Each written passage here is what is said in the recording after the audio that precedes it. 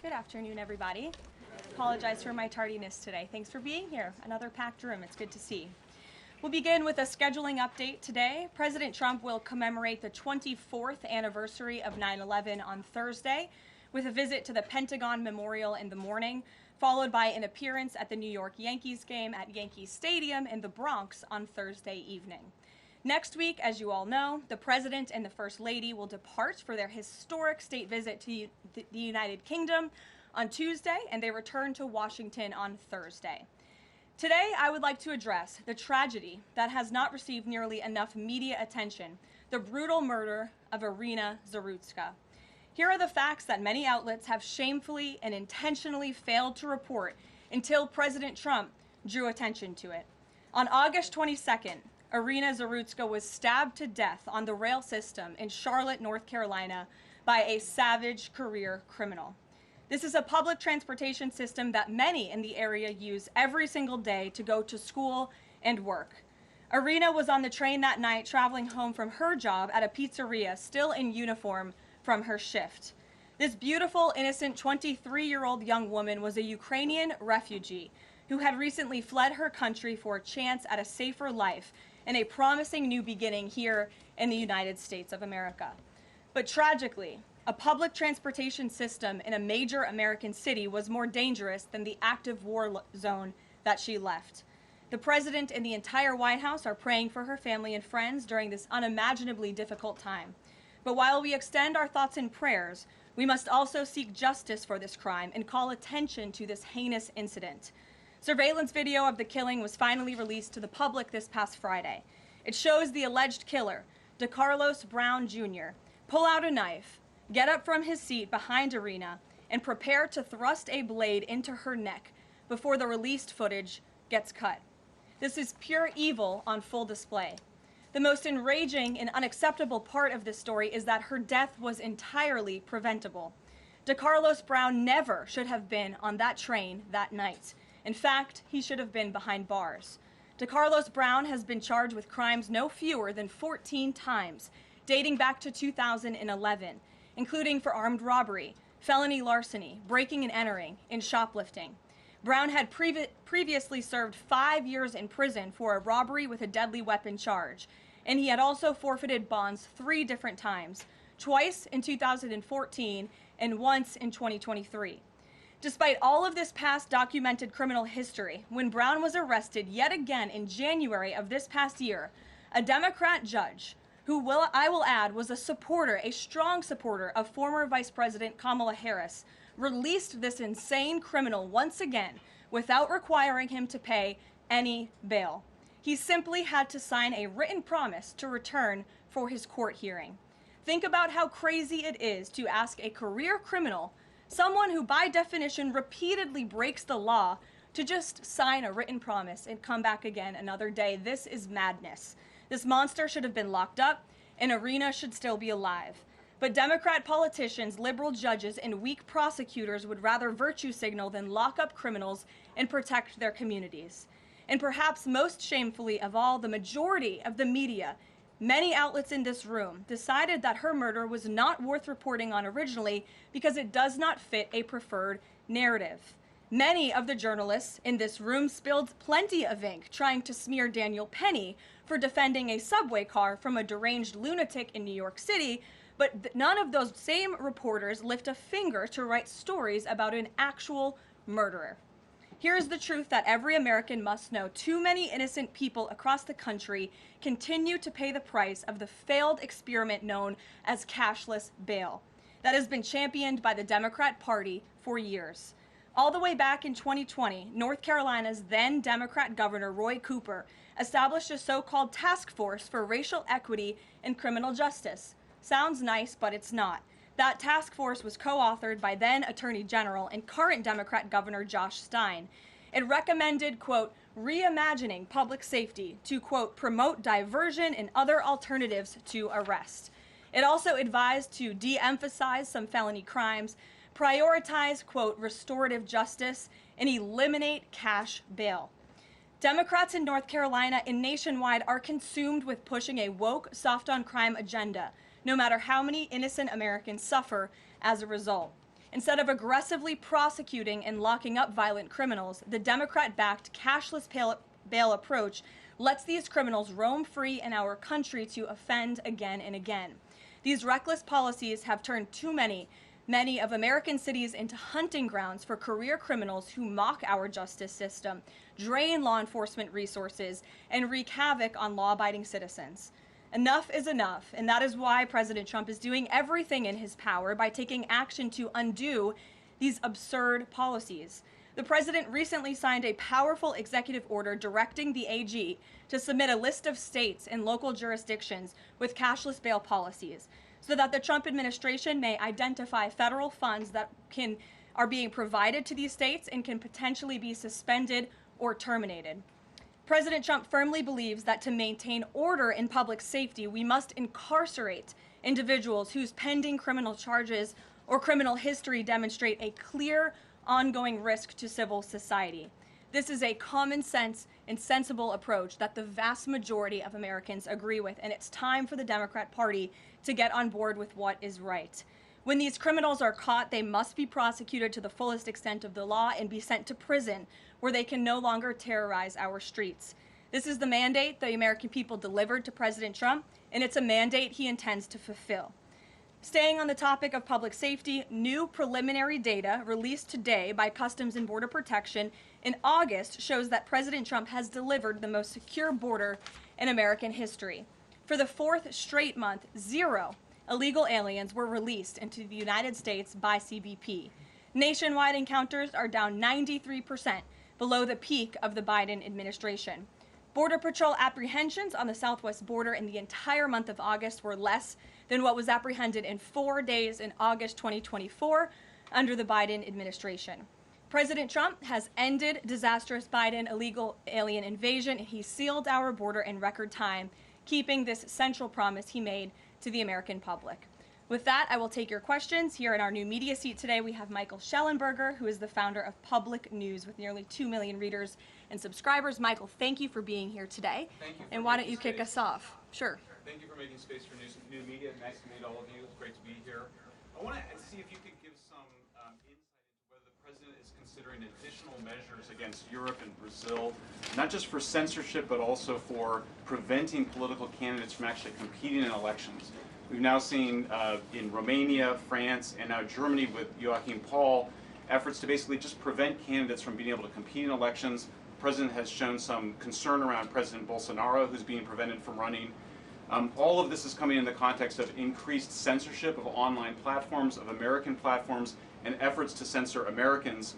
I'm personally being investigated under criminal investigation with my Brazilian colleagues for publishing the Twitter Files Brazil. We're very grateful that the president has imposed Magnitsky sanctions on the judge. Is the president considering additional actions, given that it appears that they're going to end up with a conviction against President Bolsonaro, preventing him from running?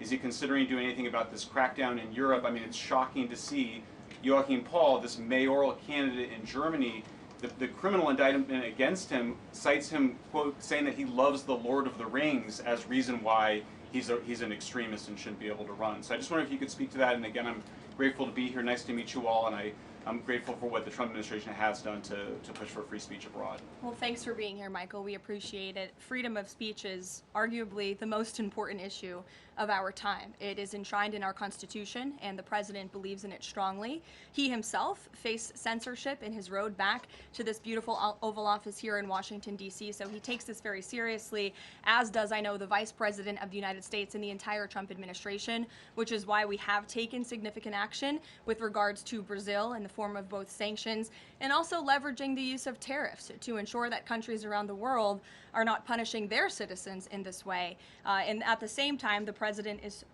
while he's leveraging the United States to safeguard our interests abroad, he's also making sure that freedom of speech remains here in the United States of America. So I don't have any additional actions to preview for you today, but I can tell you this is a priority for the administration, and the president is unafraid to use the economic might, the military might of the United States of America to protect free speech around the world. Quick follow-up to that? Sure. Quick follow-up, which is just, there was a Reuters story saying that the Trump administration was looking at this Europe-U.S. trade deal as one of the sticking points, this issue of the censorship not just of U.S. platforms, of Americans. Do you have any updates on how those trade talks are going? And I also wonder if the president is concerned about NATO membership. NATO membership requires that you be a democracy and you have free speech. Is it possible that some of these actions that we've seen in Romania, France, and Germany would disqualify those countries from being in NATO after this? I have not heard the president discuss NATO membership in regards to this issue in particular, but I have heard him discuss the issue of free speech and the importance of free speech with foreign leaders around the world, including the Prime Minister of the United Kingdom. When we were in Scotland, the president brought this up and how important it is for the Prime Minister to protect free speech in the UK and in various conversations with other world leaders. So he brings it up, and I think the entire world knows that this is a priority for the President of the United States. Gabe. Thank you, Caroline. Regarding the Israeli strike in Doha, how much time or how much of a heads up did the U.S. get, and does the president support the strike? Sure. Well, I have a statement to read for all of you with respect to the Israeli strike in Doha, and here it is. This morning, the Trump administration was notified by the United States military that as Israel was attacking Hamas, which very unfortunately was located in a section of Doha, the capital of Qatar. Unilaterally bombing inside Qatar, a sovereign nation and close ally of the United States that is working very hard and bravely taking risks with us to broker peace, does not advance Israel or America's goals. However, eliminating Hamas, who have profited off the misery of those living in Gaza, is a worthy goal. President Trump immediately directed Special Envoy Witkoff to inform the Qataris of the impending attack, which he did.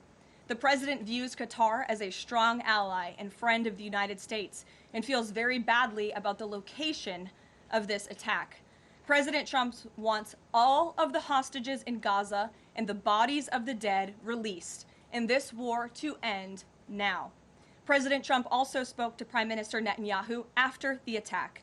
The Prime Minister told President Trump that he wants to make peace, and quickly.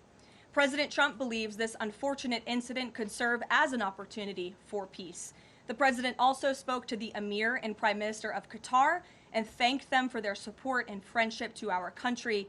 He assured them that such a thing will not happen again on their soil. And to be clear, the president disagrees with the location of the strike, and that he passed that along to the Prime Minister Netanyahu. The president just confirmed that in the statement that I just read to you, which I spoke with him about before coming out here. Thank you, Caroline. Jackie. Thank you, Caroline. So is the president upset with Netanyahu now? The president made his thoughts and concerns about this very clear, and he spoke again both to Prime Minister Netanyahu and also the Emir and the Prime Minister of Qatar after this attack. And the president has always made it very clear that he wants peace in the Middle East, just like he sought that and accomplished that in his first term. He expects all of our allies and friends in the region, that includes both Qatar and Israel, to seek peace as well. And he wants to see that happen, and he's working with all of our allies in the region to get that done. Are there any consequences, so to speak, for Netanyahu doing this, as it sounds, against the president's wishes, or at least his belief that it was appropriate? Is there going to be any directive from the president to Netanyahu in terms of what's allowed in the future? And also, is there any concern this could jeopardize the Abraham Accords? Look, that's a decision only the president can make. With respect to your first question, to answer your second question, as you heard from the president, he said he believes that this can serve as an opportunity for peace, and he's still actively and aggressively pursuing it with all of our allies and partners in the region. Jennifer? Just to follow up on that, Caroline, are you able to say how often the president spoke to the Prime Minister of Israel before this? Because that's one question. And then what did he mean on Sunday when he posted, "I've given my last warning to Hamas," etc.? He wasn't talking about this strike on Doha? No, he was not. As I told you, the Trump administration was notified by the United States military that Israel was attacking Hamas, and the president spoke to the Prime Minister after the attack, as well as, again, the Emir and the Prime Minister of Qatar. And I know Secretary Rubio and Special Envoy Witkoff were present for that call with the Qataris as well. Reagan. Thanks, Caroline. I have two questions for you on crime crackdown. Sure. Democrats have tried to argue that red states have higher crime rates while overlooking problems of high crime in blue cities. I'm wondering if the president would consider working with red state governors to fix high crime in blue cities like in Memphis, Tennessee. So first of all, I want to get to the premise of your question, Reagan, which is being pushed by Democrats, that there is crime in red states. Of course, there is crime in all states, but the crime in these cities is all in cities that are run by Democrats. If you look at the list of the top 20 high crime cities in the United States, every single one, with the exception of one in Louisiana, is run by a Democrat. And these Democrats have supported the same policies that I spoke about at the beginning of this briefing, like cashless bail. If you look at a red state, Mississippi, but a Democrat-run city in that state, Jackson, in 2019, Jackson, Mississippi eliminated cash bail for virtually all misdemeanor cases. And while Jackson is not formally a sanctuary city, the state of Mississippi formally banned sanctuary cities, and this city has acted as a de facto sanctuary city for criminals and illegal aliens since 2017. Same thing, Birmingham, Alabama, a Democrat-run city in a red state. In 2017, the Birmingham City Council unanimously passed a resolution, quote, committing to establish sanctuary policies. So if you actually look at the facts from these Democrat-run cities, these are cities that are run by Democrats and by by members of the Democrat Party. These are blue cities, and they have all supported these disastrous policies which allow repeated career criminals back onto the streets to further commit acts of violence. And so to answer your question, yes, the president wants to work with anyone across this country who wants to end these horrible policies and to bring law and order to our streets. And I think that is proven by his tremendous cooperation with the mayor of Washington, D.C. and our nation's capital. And just look at the results of that. And I do have some updates for you on the D.C. crime crackdown if anyone is interested. There have been a total of 2,177 arrests made since the start of the operation on August 7th. Just last night, there were 57 arrests made in Washington, D.C. Of the 57 arrests, there were 14 illegal aliens who were arrested, many of whom had prior criminal histories. And other arrests just last night in our nation's capital, so you all can be very grateful for this. Our great men and women of law enforcement, both federal and local, working together as they should, made an arrest on a warrant for assault with the intent to kill. The subject shot 2 adult males after an altercation. They made an arrest on a warrant for an armed carjacking. The subject assaulted an adult male in the face with a firearm and then took his keys. We also made an arrest on a warrant for simple assault and the destruction of property and subsequently charged with second-degree theft.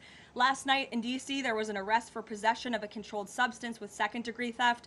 There was an arrest for possession of a controlled substance with the intent to distribute. That subject, the person is also a subject of interest in a homicide and a carjacking. Last night in D.C., we also arrested a felon in possession of a firearm who was carrying that firearm without a license. So these are the career criminals. These are the bad guys that we are picking up in Washington, D.C. every day. The president would love to do this in every Democrat-run city across the country, and he hopes that more Democrats will call the White House to allow us to help them. One more that's D.C. specific. Congress is poised to not extend Trump's federalization of the D.C. police. Mayor Bowser signed the executive order formalizing cooperation with federal forces. You just mentioned all the success that the operation has had. Does the White House believe that the Mayor Bowser's action is enough to continue the crime crackdown? We are very grateful for the mayor's cooperation in this effort, and we look forward to continuing to work with her and the Metropolitan Police Department. Bloomberg. Thanks, Caroline. The president says, he was planning to speak with Putin soon. Can we expect a phone call between the two leaders this week? I don't have any phone calls to read out between you, the president, and any other foreign leaders. Ed. Thanks, Carolyn. I want to ask about the benchmark revisions that came out. If you look at the revisions between March of 2024 and March of 2025, and you do a little math, it averages out to 73,000 jobs roughly per month added to the economy, less than what was thought. When can we expect the Trump administration, now that their policies are rolling out, for that increase, that average to increase? Well, let me just say something about the revisions that came out this morning. And this was one of the biggest revisions in absolute terms in decades. And the benchmark year, March 2024 to 2025, shows that the job growth was vastly weaker during the Biden administration than ever previously reported. Between this revision and last year's, job growth was actually overstated by approximately 2 million jobs. And the Biden administration stood up here and vouched for that data and told you that data was real. And when President Trump calls into question the veracity of that data, like he did before he took the oath of office and even now as President of the United States, States, he was ridiculed for that. And turns out this revision proves two things. Number one, the president was right, and this is why we need new leadership at the Fed. And this makes it very clear that President Trump inherited a much worse economy by the Biden administration than ever reported. And it also proves that the Federal Reserve is holding our monetary policy far too restrictive. Interest rates are too high. The Fed needs to cut the rates because of the mess that we inherited from the Biden administration. Time frame. The president has said a year. Secretary Epstein said maybe the fourth quarter.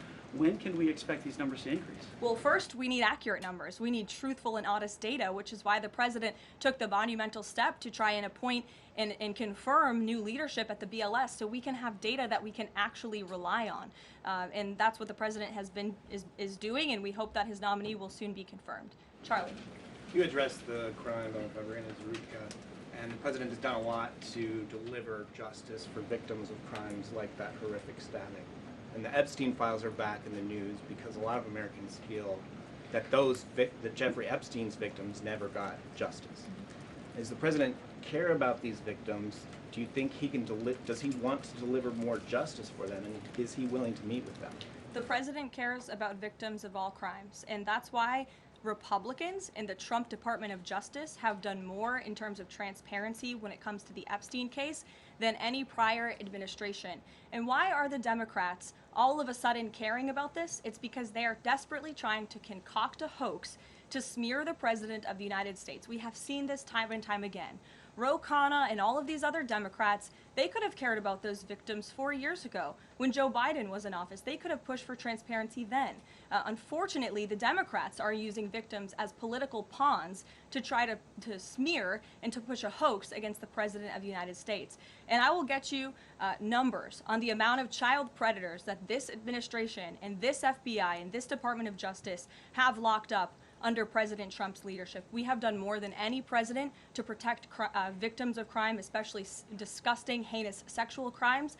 And that includes the deportation of illegal aliens who are perpetrating these crimes against innocent victims in our country right now today. And that remains a top priority for this administration. Does the president, will he meet with the victims? On the Doha strikes, did the president speak with Netanyahu before they were carried out? Did he urge him to not go through with it, or did they only speak afterwards? Again, I read you a statement. The Trump administration was notified by the United States military that Israel was attacking Hamas.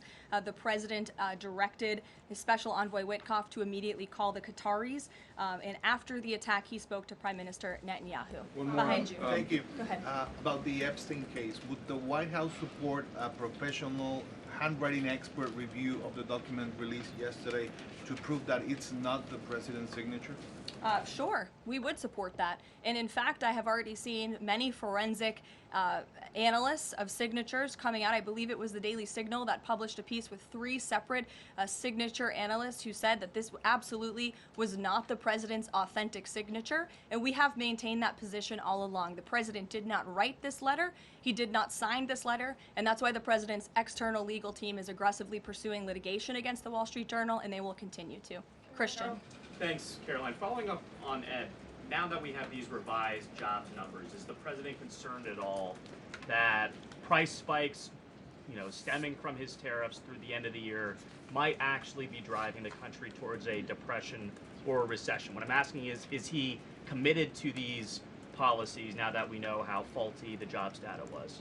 The president is committed to his policies because his policies are working, Christian. And there have been a lot of people fear-mongering about inflation in this room, but it just has not come to fruition. On a monthly basis, CPI inflation has now come in at or below the market's expectation for 6 consecutive months, every month that President Trump has been in office. Overall, inflation has run at a 1.9% average pace in the president's first 6 months in office. I would have told all of you that in January, you would not have believed me, but those are the facts and those are the numbers. And we also see many other positive signs in economic indicators like real GDP. In the second quarter, it was revised up to 3.3%. That beat the market's expectation.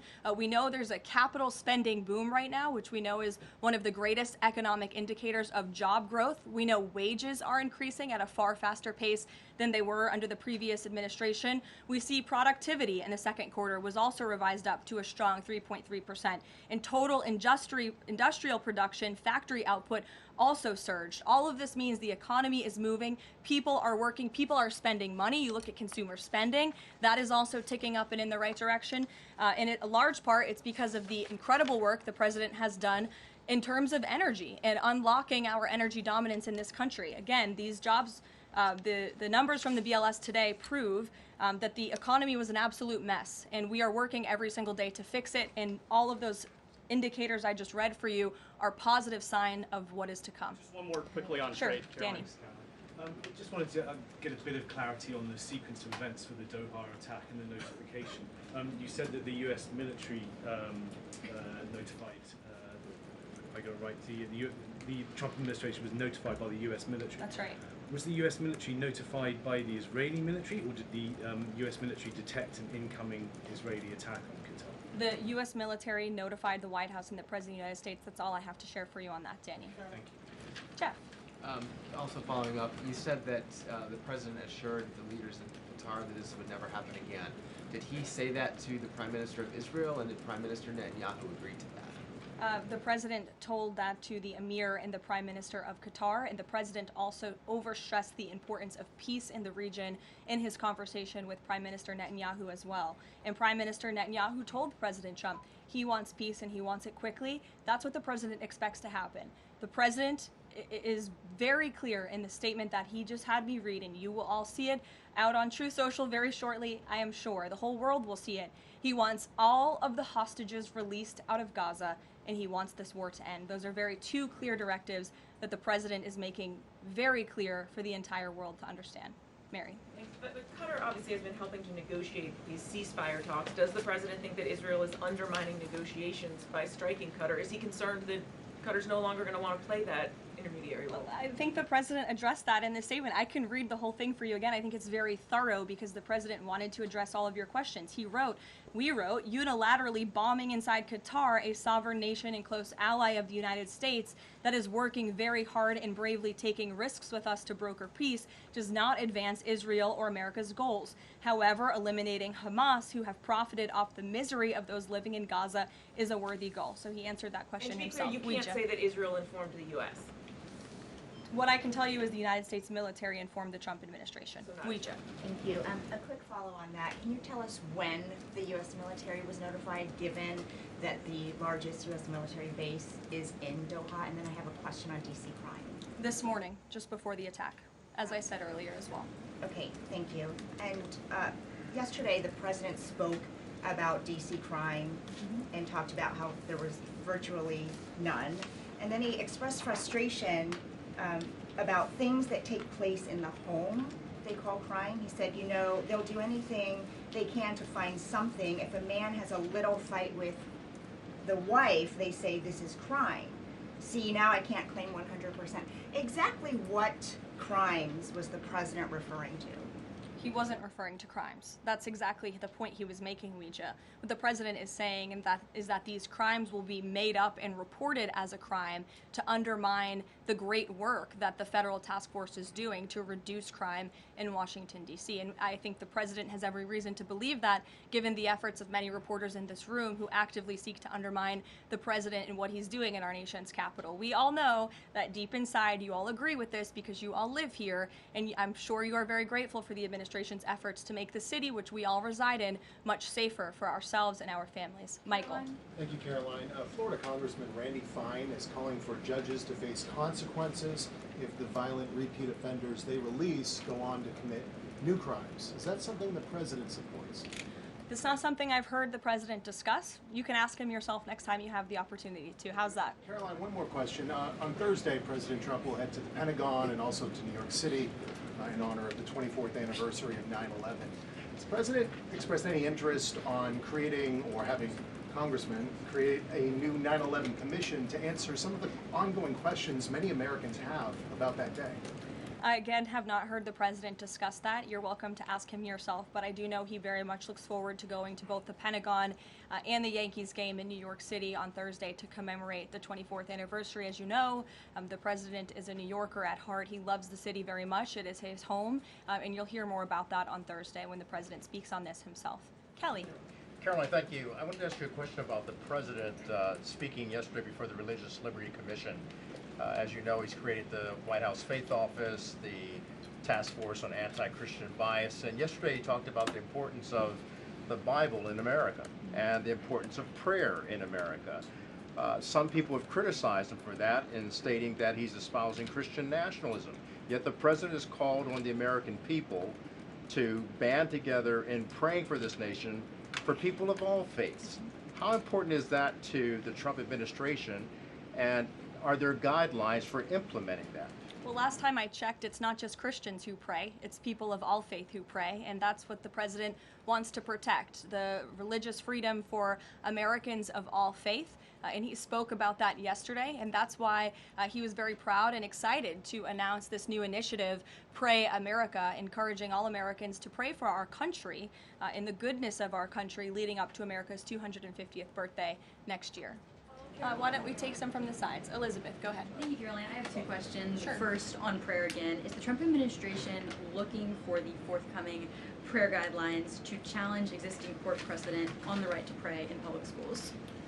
Well, the president spoke about that yesterday, and some of the changes we are making to ensure that the religious liberties of America's students and our youth are respected in public schools. In fact, he had a young student and invited him on stage to share his story about how when this young boy spoke about biological and biblical truth in his classroom, he faced consequences for that, and how Americans of faith should not be facing consequences for expressing their religious freedom and their religious views. Not in any public school in America should that be happening. You heard the president talk about that yesterday. And Sure. Caroline, thank you so much. Regarding Israel attacking Doha, beside the phone call, what was President Trump's involvement in the attack, if any? Look, I don't have anything more to read out for you on this other than the very lengthy and thorough statement that I have shared repeatedly now.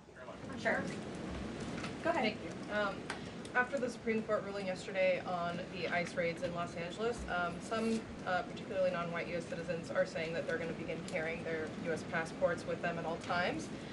What is the White House's response to Americans who are concerned about being swept up, as others have been already, in these enforcement actions?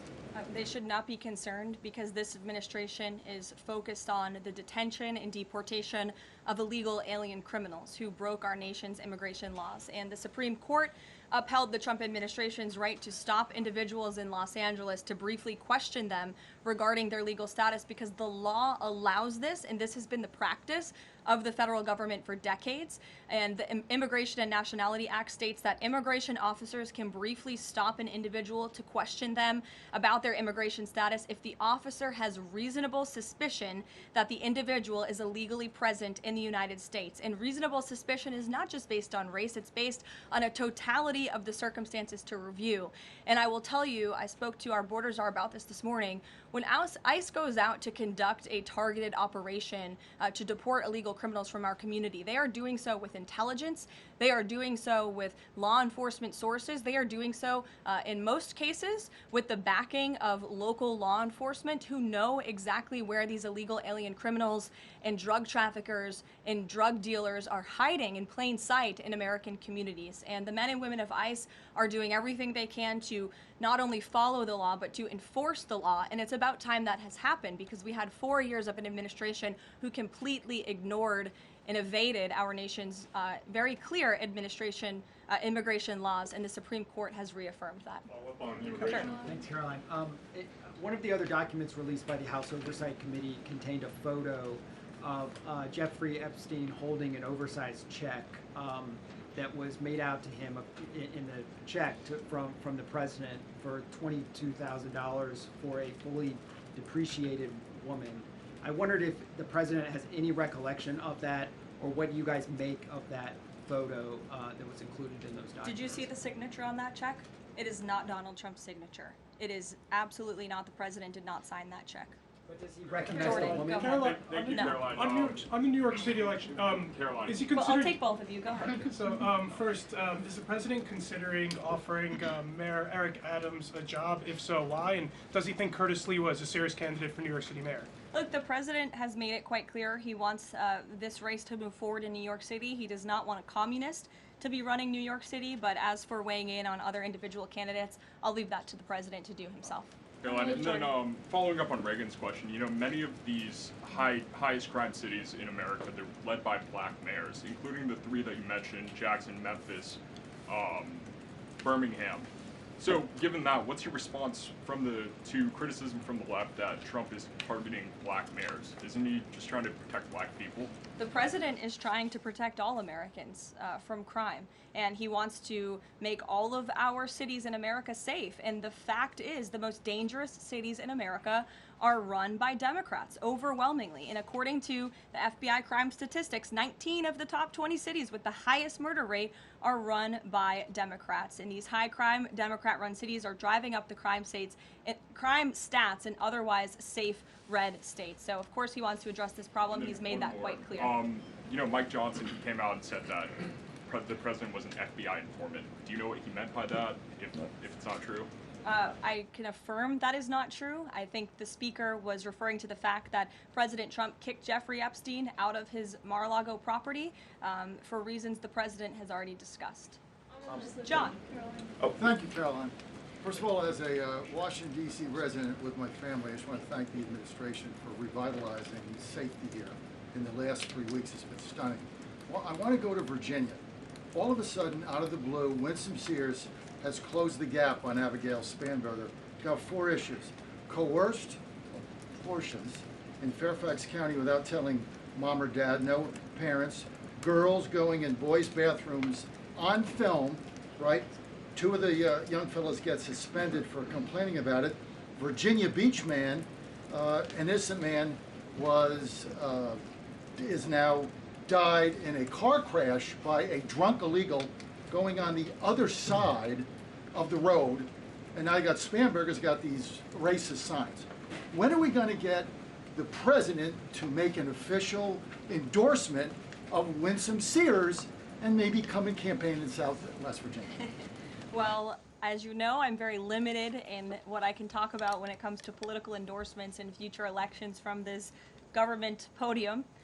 But all of the issues that you just mentioned, I know, are very important to the president, and it's quite common sense. It's the foundation of the Republican Party, and it's what sent this president back to the Oval Office. We want to keep men out of women's sports and bathrooms. We want criminals to be locked up. The president wants to see law and order in every state across the country. But as for political endorsements, I'll leave that to him and his political advisors to make those.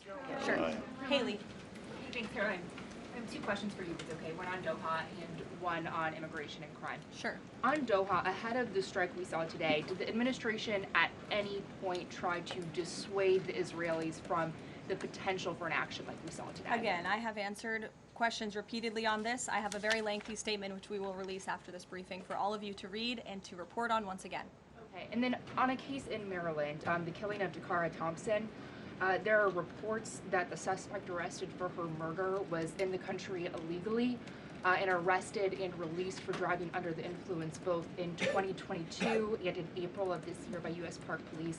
Is the administration looking into what process allowed this to take place? Yes, we absolutely are. As soon as we saw this case, we ensured that the Department of Homeland Security and the Department of Justice were on it, and I can assure you that they are. This is another heinous act of violence against someone who should have never been in our country illegally in the first place, and that's exactly why the deportation of illegal criminals from our country is a top priority for this administration, and it's something that is happening every single day. And I would encourage all of you to continue to report on the very violent illegal alien criminals that we are deporting daily from American communities across the country. We will never understand how many lives have been saved by these efforts, or how many lives would have been lost if not for this president and the administration's policy to deport illegal criminal aliens. On tariffs? Thanks, Caroline. Follow up on Charlie's question. Will the president meet with the Jeffrey Epstein victims? I don't have any meetings for you to read out on that. Go ahead. Thanks, Caroline. Is the Trump administration considering a ban on transgender Americans owning guns? Is that something the president would support, even as we've seen some gun groups oppose the idea of it? I saw reporting on this. I understand there were very preliminary, low-level discussions about this at the Department of Justice, and then sometimes those discussions are reported as fact. I'm not tracking any potential actions on this front, and I'll let the president weigh in on that. It's a policy decision, and it's far too early or would be premature, inappropriate for me to weigh in on it at this point in time. Behind you. Go ahead. After the immigration raid at the plant in Georgia on Friday, the president said over the weekend that he's open to some kind of changes in perhaps rules or visa rules or law that would prevent something like that happening in the future for skilled workers to train American workers. That's right. Can you confirm that and that the administration supports those changes, and what exactly would that look like? Well, the president said it himself in a statement that he put out on Sunday night, where he is very grateful for foreign companies from around the world and the investments that they are making right here in the United States of America. And he understands that these companies want to bring their highly skilled and trained workers with them, especially when they're creating very niche products like chips, or in this case in Georgia, like batteries. But the president also expects these foreign companies to hire American workers, and for these foreign workers and American workers to work together to train and to teach one another. And so he expects these foreign companies to hire American labor. We want Americans to have these jobs. Americans need these jobs, but he also understands the need for these companies to bring over their workers who already have these skills. So I think it's a very, what those changes might be? I think it's a very nuanced and responsible and sensible approach for the president to take.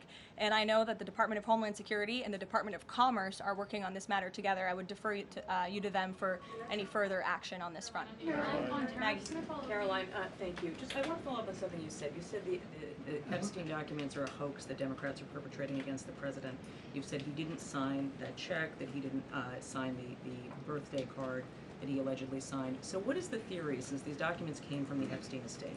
Who is I guess in your view, faking these documents? I did not say the documents are a hoax. I said the entire narrative surrounding Jeffrey Epstein right now that is absorbing many of the liberal cable channels on television is a hoax that is being perpetuated by opportunistic Democrats like Ro Khanna and the others whom you saw on that press conference outside of Capitol Hill, who are trying to push this hoax against the President of the United States. What exactly is the hoax? I'm just trying to understand what's fake. What's fake is not the The documents. hoax is the Democrats pretending to care about victims of crime when they do not care about victims of crime, when they have done nothing to solve crimes, when they have done nothing to lock up child pedophiles and child rapists across the country, and when they are now using victims as political props to try and, again, smear the President of the United States and drag on this bad story about him. It is a distraction. The Democrats view this story as nothing more than an attempt to distract from the accomplishments and the achievements of this administration. And that is what we mean when we call it a hoax. If he didn't sign these, if you said he didn't sign the birthday card, he didn't do this, he also didn't do the check, those were in documents from the estate. So what is the working theory as to why he's in them? The president has one of the most famous signatures in the world, and he has for many, many years. You know that, Maggie, you've covered him for a long time, long before he assumed this office when he was a businessman in New York. The president did not write that letter. He did not sign those documents. He maintains that position, and that position will be argued in court by his lawyers. The president is very confident he's going to win this case. Caroline, thank you. Is the president planning to meet with Eric Adams in New York, maybe at the Yankees game? And has he personally talked to him about the race? I am not tracking any meeting with Mayor Adams at this time, but if that happens, I'm sure the New York Post will be one of the first people to know about it. I'll take a couple more questions. Why don't we go to the back? Tom Dempsey with News Nation. Regarding the growing U.S. military News presence... Nation, all the way in the back. Regarding the U.S. military, the growing U.S. military presence in the Caribbean, when asked directly about possible future military action, President Trump responded, "You're going to find out." What can the U.S. public expect of that situation moving forward, and what sort of ongoing threat does Trendeo Agra? I think it would be very unwise of me to preview what the president meant from this podium. But I think what the heart of what the president was saying, I know what the heart of what the president was saying in this administration believes, is that the regime in Venezuela is illegitimate. And it is unacceptable to this president and this administration to traffic illegal, deadly drugs into the United States of America.